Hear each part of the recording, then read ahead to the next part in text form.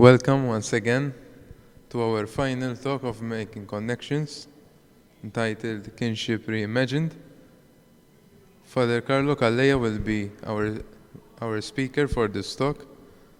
Fr Carlo read for his doctorate in moral theology at the Boston College School of Theology and Ministry after having pursued a bachelor's degree in the health sciences and undergraduate and postgraduate studies in theology at the University of Malta.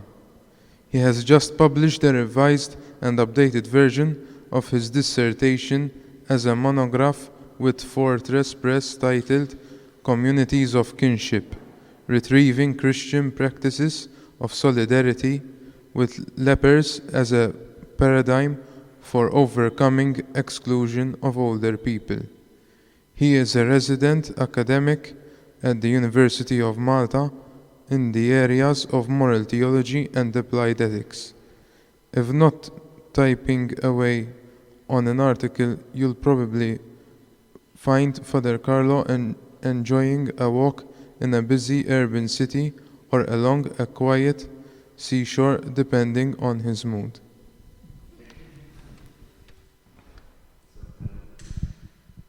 Hello everyone, thank you for this invitation to share with you some findings of my dissertation and the book that I'm so happy that has just been published. So, just a small introduction about my book. I like to describe it apophatically. Once we're doing theology, why not describe it apophatically? That is, what it is not rather than what it is, as we describe God. No, we cannot describe God as what God is, but what God is not, the via negativa. So it is not inspired text. So don't expect to find anything, okay? And secondly, it is also not the last word. It's not the last word. The aim of this work is simply to start a conversation going. And I had started working on this project back in 2018 as part of my, as part of my studies in the US. And I was mostly interested in trying to find what makes us do the right choices when it comes to our moral life. Of course, we have the commandments. Of course, we have different things that the church teaches us on how to lead the moral life, a number of do's and don'ts, but is that enough or not? And I was particularly struck by Aristotle's work. Aristotle, 400 BC.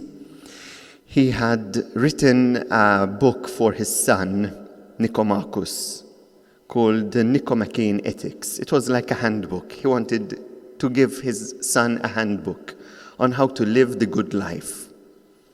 And the first part of this book, which is actually a series of books, you know how they used to write at the time, so in the first 3 or 4 books, he wrote about the moral life, what to do and what not to do to lead a moral life. But then at a certain point, halfway through this book, he says, wait a bit, he says, the most important thing is not to follow these do's and don'ts, but above all, friendship. Because if you don't have anyone with whom to live the moral life, you're living this moral life for nothing. And he says it is friendship that helps you develop and become the good person. So I was mostly interested in trying to find out this. How does friendship turn us into good persons? How does friendship make us make us do good choices? And in fact, nowadays, we are rediscovering this. Nowadays, you'll find many studies that are speaking about friendship and how friendship really turns us into good persons. Parallel to friendship, or a different kind of friendship, would be, in fact, this fraternity, because we can choose our friends, but we do not choose our family members, of course. You have to just live with them, whether you like it or not. And perhaps over there as well, there's something that we can learn for our moral life as well. And I also have a history. I used to work also, as some of you know, as a physiotherapist in a home in an acute rehabilitation hospital for older persons. And therefore, I felt that that was another area where I felt that I have this passion, which I feel that I could also share about. Because if you're doing any dissertation, make sure that you have a passion for what you are doing. And then something else that inspired my work was also an experience that I did with l'Arche in France when I was in my intermediary year at the seminary, working with persons living in a community for persons with severe mental disabilities. And in living together in this community, that is also where I rediscovered what it means, what this fraternity or kinship really means. So I have to accompany us, to help us in our reflections today. I'm also distributing this paper with some quotations to help us reflect a bit more deeply on this issue. So,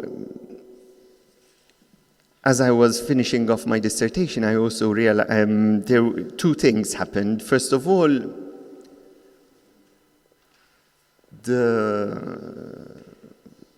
we had the pandemic that was spreading around the globe. In fact, I had to defend my dissertation online through Zoom. And secondly, Pope Francis also published his encyclical Fratelli Tutti on the fact that we are all brothers and sisters. And in fact, there is a link. And for me, it was something of a confirmation of that what I was trying to work on was really something that nowadays we really need. But as I was researching the topic, I started asking myself, but what does kinship really mean? What does it mean to be brothers and sisters? Because there are so many ways in which we describe ourselves as brothers and sisters. So one of the places where I had to look was what are anthropologists saying about kinship? You know how anthropologists used to like to go in different countries and study different tribes and try and see how families work. And it seems that many different families and many different tribes and families work in very different contexts in different places. But it seems that there was something in common. At the time, I remember when there was Father Nicholas Kakia. Some of you might remember him, who was my spiritual director and who was working at the time also in America at the time, and we used to phone each other quite frequently. And I told him I'm working on kinship, but he said, it's obvious, I know who my brothers and sisters are. And for us, we all know who our brothers and sisters are, but is this obvious for everyone? So it seems that one particular anthropologist condensed what we really mean by kinship with these two sentences that I think are very telling. Kinsmen and kinswomen are people who live each other's lives and die each other's deaths. To the extent that they lead common lives, they partake of each other's sufferings and joys, sharing one another's experiences even as they take responsibility for and feel the effects of each other's acts. In other words, people who feel that they are kin to each other are those who really share something that is very important together. And in doing so, they are living each other's lives. and they also take responsibility for, and they feel the effects of each other's acts. And if we stop and reflect, we might say, yes, this is our experience of living as a family, as we live with the rest of our kin.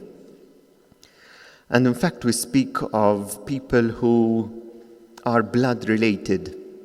Now, of course, at the time, or before we used to use the terms blood related, nowadays we use the words perhaps genetically related. In fact, perhaps you've done them yourselves, or else you've read about the over-the-counter tests, genetic tests that they do. You know, you send for them and you take just some cells from your cheek, or you post some saliva, and they actually map out your genetic sequence, and then they can also see whether you have any other relatives who have done this experience as well, and you can see how are you related to them. And in fact, a number of people have discovered siblings that they did not know that they had, or else some parents discovered that there's something else about their family. And that has created, this question that we ask ourselves, then what really makes us part of a family or not? It seems that one of the reasons, one of the things that makes us a family is the fact that we are genetically related or blood related. But is it so or not? Another way, it seems, is how the other person looks. Does this person look like me or not? And in fact, here's a quotation. Here's a quote from a particular anthropologist. Her name is Rihanna Rapp, who interviewed a number of women who did an abortion. And this is a 37-year-old antiques restorer who had just had an abortion. And she said this: "I had my abortion on June the 30th, and I was a mess. I was weeping all the time. We were watching the parade on Main Street in Hamlet, and at my in-laws' cottage, and a family with a kid with Down syndrome was standing in front of me. Right there at the parade, honest to God, like a sign direct to me." She committed this abortion because her child had Down syndrome. And the thing was, I really looked at the kid, how she dripped her ice cream all over, how she couldn't be made to do what the other kids wanted. I looked at her and thought, she doesn't belong in that family. She doesn't look like them. She looked like someone else, like a lot of someone else's, not quite from the same race, if you know what I mean. And it made me feel, well, that I'd done the right thing, that the one I aborted wasn't quite from my family either. So over here we're noticing that even those persons who we would otherwise consider to be indeed part of our kin, all of a sudden we would consider not to be any more part of our kin, simply because of the way in which they look. But should it be really so? And I was thinking of different populations who might fall into the same category. And we can think of a number of such examples. And I hope that in the second part of this session, we'll have some time to reflect a bit more deeply on which are these populations that are at risk of being considered no longer as part of our kin.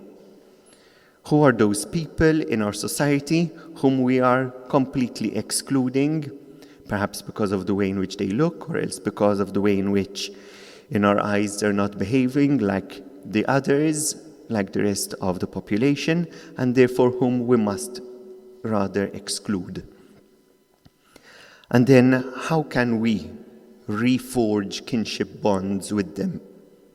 And then, when we practice kinship with them, we'll be looking at kinship as a practice. What are the virtues that are cultivated when we practice kinship with these persons. So we've spoken of, so far, one particular kind of kinship, which is biological kinship. It is that kind of kinship that is given. We do not choose it. It is the kind of kinship that it is related to blood and to our genetic makeup, and it is rather also exclusionary. It excludes others. You say, this is my family, this is my kin. But then we're also familiar with another kind of kinship, which is spiritual kinship. And in fact, when we recite the Lord's Prayer, when we recite Our Father, this is what we're saying, that we recognize God as the Creator, and since He is our Father, then we are all also brothers and sisters.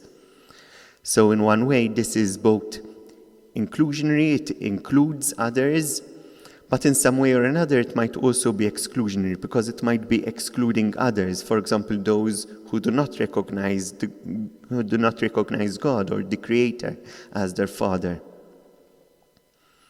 Or else, we've also seen this kind of kinship being sometimes abused of in such a way that it is used to say, look, these are my brothers and sisters, the others are not.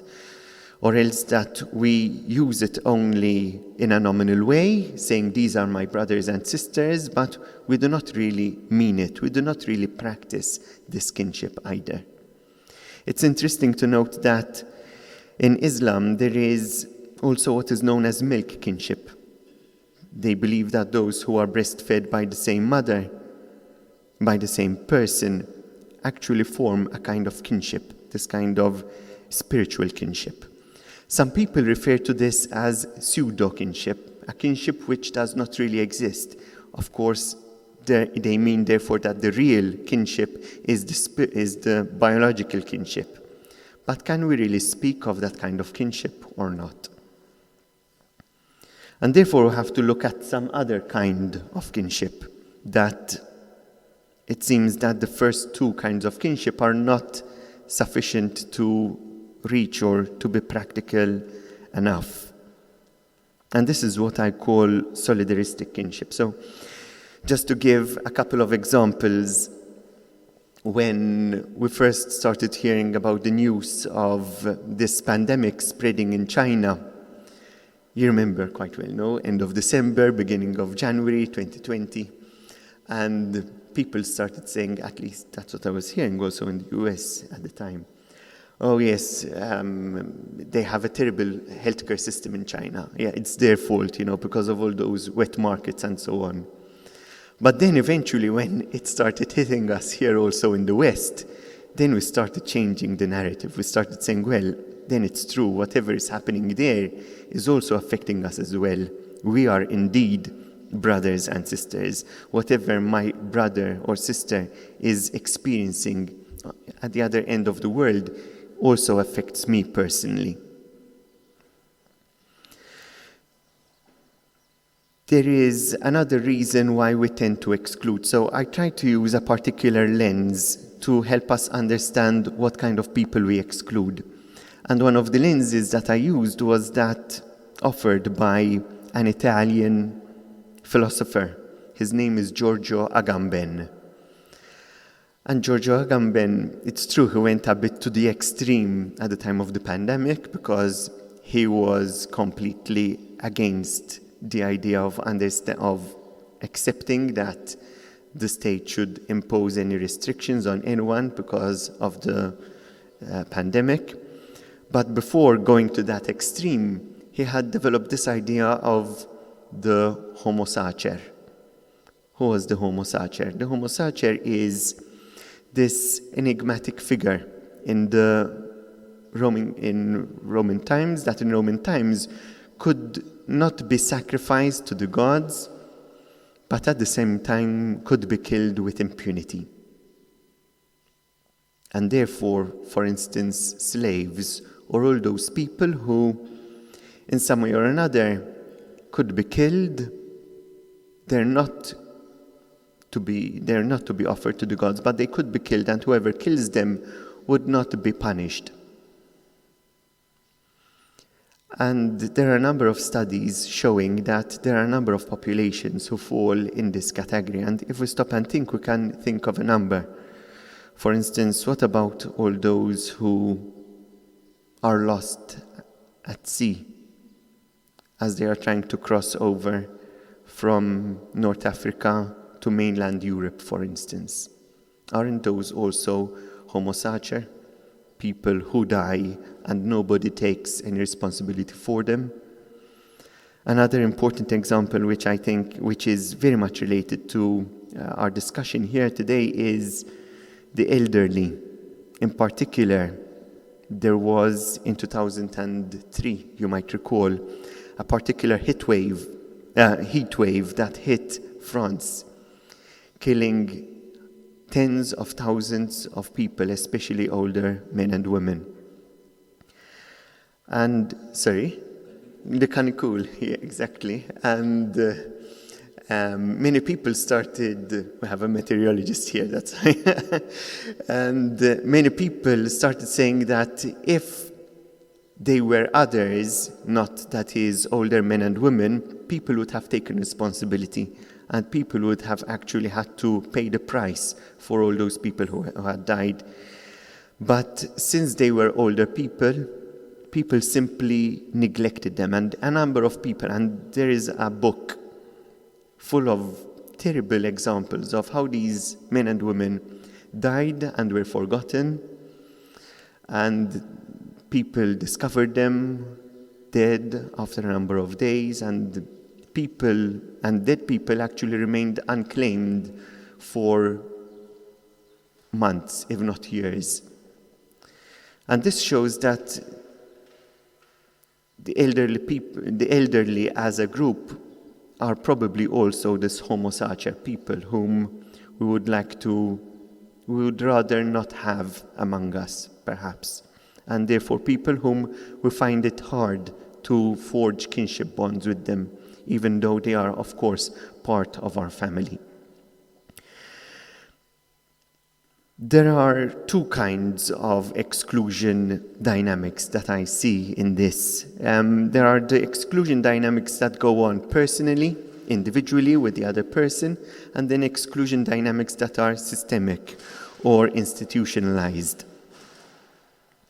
And over here, I also draw a parallelism with lepers, because we know that lepers were excluded as from ancient times, not because of the contagiousness of the disease, but simply because they were considered to be unclean. And because they were considered to be unclean, people had to avoid them. In fact, probably when we read about leprosy in the Old Testament, it does not actually refer to Hansen's disease, what is nowadays known as leprosy, which is transmitted, which is a bacterial infection, but it was probably some other kind of skin disease. And in fact, any reference in the book of Leviticus to leprosy also comes in the context of any other kind of uncleanliness, where you have anything that goes against,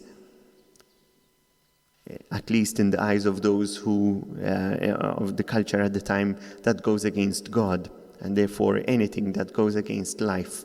And therefore any breach, any sore, any wound on the skin was considered to be something that is unclean, not simply because it was, not because it was actually contagious.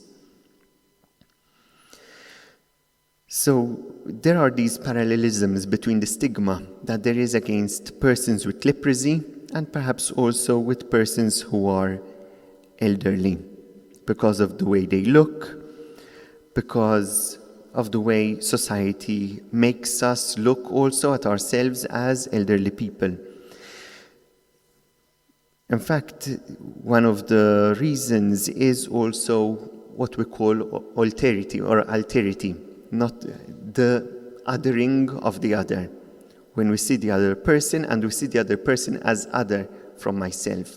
And Simone de Beauvoir has an interesting book on growing old. And she says that when you grow old, it is never you who realizes that you've grown old, but it is always somebody who reminds you that you've grown old. And that means that in some way or another, we are living in a society where everything is going fine until the society does not continue to support you when you are no longer healthy enough, or when you no longer fit into the category of being this adult, normal male, if you like, as well. And this shows that one of the, I think, more provocative statements that I write in this book is that society actually creates the elderly. Why? Because in creating a society that caters only for the strong, healthy male, not being strong and healthy and male, is therefore something that is created by society itself. It precipitates, if you like, being old. And therefore this continues to create always this category of persons who are elderly and who are therefore rejected and sidelined by society. And one of the ways in which this is done is precisely through medicine that tries to counteract as much as possible the effects of growing old.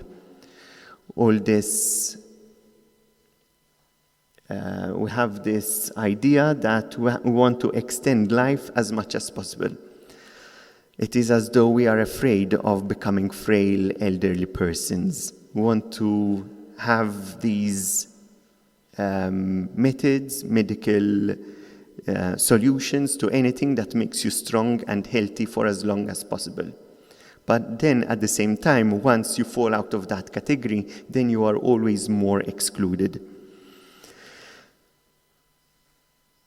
And therefore you have these personal exclusion dynamics with somebody whom you see as elderly, and therefore sometimes this thing is triggered within us, also because it reminds us of our own limitations. Martha Nussbaum speaks of anthropodenial. We deny that we are human beings when we see all the effects of growing old, all the limitations that growing old brings with it. And therefore want to reject this as much as possible. And we do this by actually rejecting, therefore, older persons, in the same way that lepers were rejected. And I'd like to share with you just one quotation by Gregory of Nazianzen, who wrote, he has an oration number 14, on the poor, where he reflects on the poor who were lepers living around him there in Cappadocia. And he describes these people, human beings alive yet dead. In fact, they called them the walking dead. They were dead. It was as though they were completely dead to society around them. Disfigured in almost every part of their bodies, barely recognizable for who they once were or where they came from. So their very family members did not even recognize them anymore as part of their family. Or rather, the pitiful wreckage of what had once been human beings. They're no longer even like human beings. By way of identification, they keep calling out the names of their mothers and fathers, brothers and places of origin. They actually need to remind people who they really were. I am the son of so-and-so. So-and-so is my mother. Not even their closest family members would recognize them as part of their family. This is my name, used to be a close friend of mine. It is really heart-wrenching, and there are some other examples which would be very interesting to study. So this is, and perhaps sometimes this happens also to us, and I think that society is actually creating this around us. Of course, one of the ways in which this happens is where older persons are put into a home, of course, sometimes state-of-the-art home. I know this also because I had to pass through this also with my own parents a couple of months ago. But it is something that, in a certain way, we cannot do without in today's society. But at the same time, what is causing us to do this in today's society? And there are a number of factors, including, for example, economic factors, including, for example, the fact that the families have grown smaller, but also because I think it is becoming much more difficult for us to care for older persons for a number of reasons.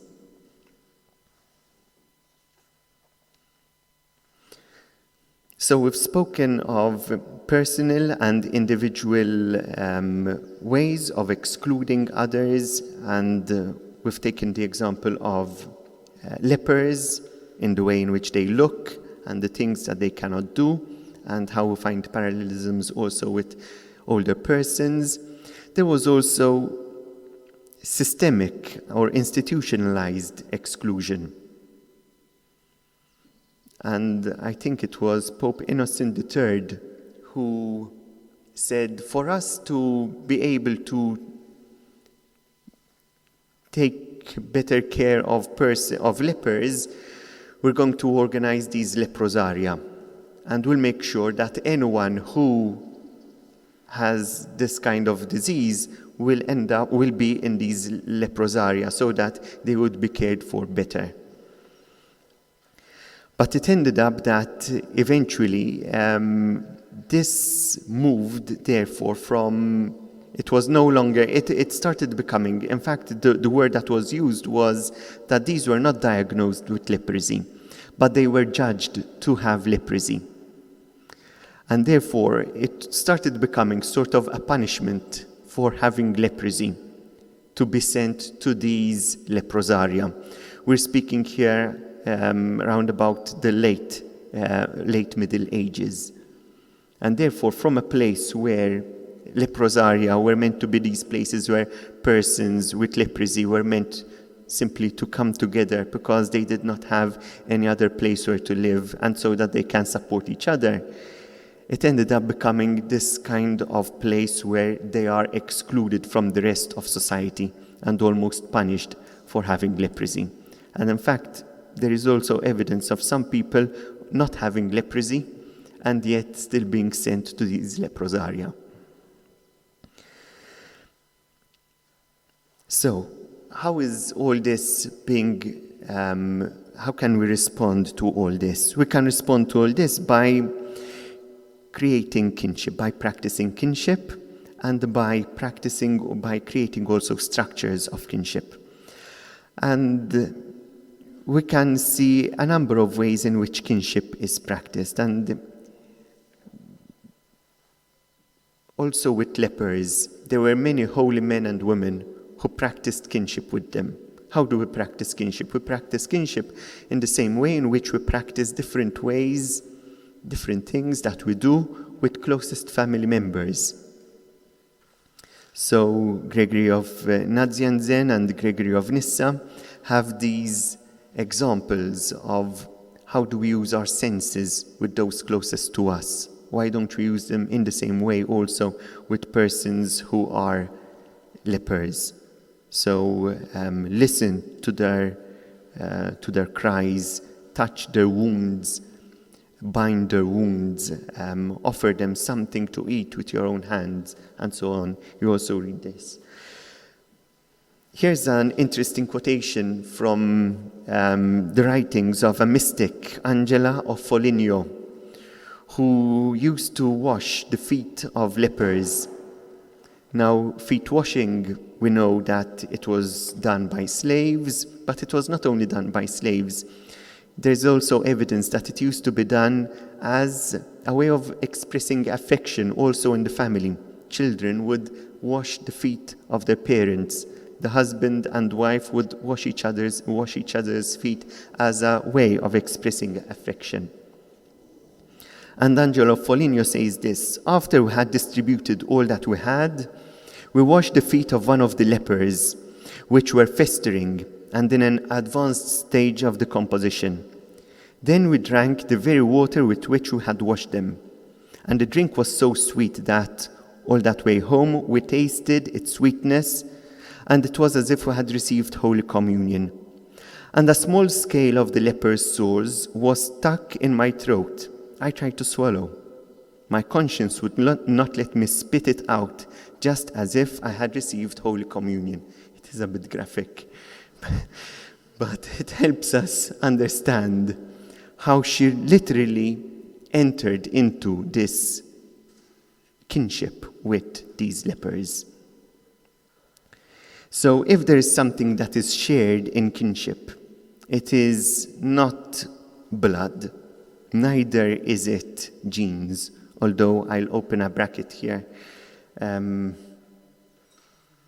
Julian of Norwich writes about this vision that she had as she was lying once in bed, and she sees the crucifix overflowing with blood, the blood that comes out and gushes forth, and it fills the whole world, and it binds people, also those who are separated from each other. And she says, it is the blood of Jesus that binds us together into one family. So for her, sort of these blood bonds can happen thanks to Jesus' death on the cross. So it is not, as we said, the genes that bind us together, not the blood that forms us into a family. So what is this thing that we should share, that we can share to really bring us together as kin? It is therefore this suffering that we entering into the suffering of the other person. In fact, this is what mercy is. Mercy is entering into the suffering of the other person, stepping into the chaos of the other person. And Pope Francis, in the very first chapter of Fratelli Tutti, presents us with the parable of the Good Samaritan. And he says, who was the neighbor? The one who made himself a neighbor to the one in need, simply because he entered into that position. And this is what it means to be kin, to enter into that particular position. So we're speaking of structures that help us create these kinship bonds among us. And there are a number of examples of such structures, and one of them is the community of Sant'Egidio in Rome. Of course, they are not found only in Rome, and they make sure that people who, for some reason or another, ended up being excluded from families, find a network of families where they can find once again the support that they need. And over there's a quotation. I'd like to leave just 15 minutes for us to discuss. That's why I'm rushing through the last part. So if we practice this kinship with each other, especially with those who are excluded, with those whom society wants to marginalize, what kind of virtues do we cultivate? And how does this change society from one where we're much more obsessed with individualism, from one in which we are obsessed with success, and one in which we are obsessed with physical strength and so on, to one where also these are considered to be part of society. So over there is an example, an experience of a person who who regularly goes to spend time in a home for older persons. This community, tat-Teoloġija community, has challenged me to incorporate the poor into my life. We visit the older persons at the Cardinal Nursing and Rehabilitation Center on Thursday evenings. We've been coming to Cardinal for 15 years, and it is still hard. Strangely, it confronts me with my own poverty. There's no utility in these friendships, only the friends themselves in all of their day-to-day ups and downs. Strangely too, the friendships give me great joy. So we know that virtues cannot be cultivated individually. If they are lived in a community, it is more likely that they are supported by each other as well, and that we also support each other in reaching these virtues, in reaching these and cultivating these virtues. Hopefully that this would also change society in one that is always more sensitive to the needs of the vulnerable persons around us.